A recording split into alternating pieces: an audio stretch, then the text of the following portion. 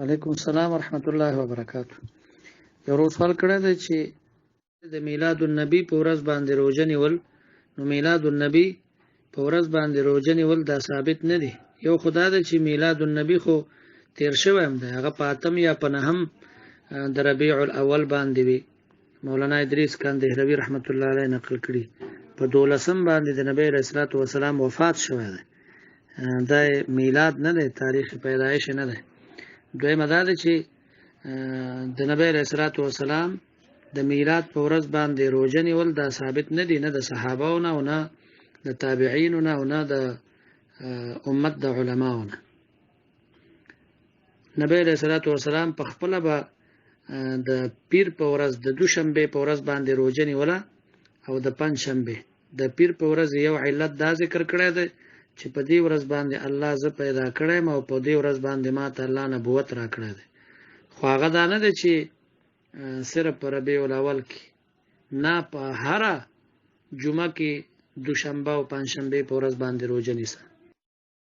کوم سلام ورحمت الله وبرکاتہ. یو سوال کړی دی چې میلاد النبی په شپه باندې بعض خلک صدقې کوي، نو صدقه په یو وخت کې منع نه ده، هر وخت کې چې الله توفیق درکړي صدقه کوه، لیکن د هغې دپاره خاص ورځ یا خاص شپه مقرر کول چې مثلا 12 ربیع الاول او یا مثلا د 12 شپه، نو دا په شریعت کې ثبوت نه لري.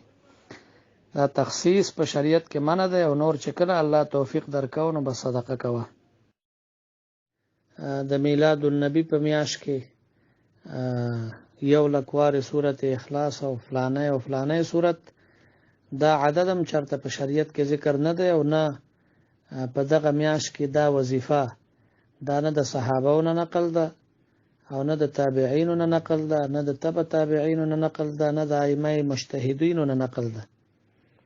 دغه خاص عدد د یو صورت د پاره مقرر کول یا د یو وظیفې د پاره دا شرعي ثبوت نه لري او دغه لازمي او ضروری ګڼل دا بدعت دی په دین کې.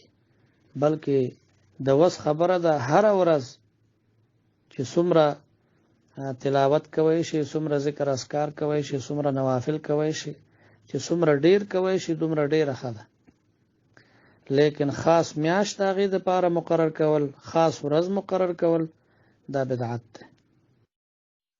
وعلیکم السلام ورحمت الله وبرکاتہ. یو ورو سوال کړی دی باتروم کې اودس کول څنګه دی؟ نو چاراندام بهتره دا دی چې بهر وشي، خو بالفرض که چېرته ځای نه وي بهر او د عذر د وجې نه سړی دننه چاراندام کوي نو جایز دی، خو هلته به څه کلمات او بسم الله نه وایي، خاموشۍ سره به اودس کوي.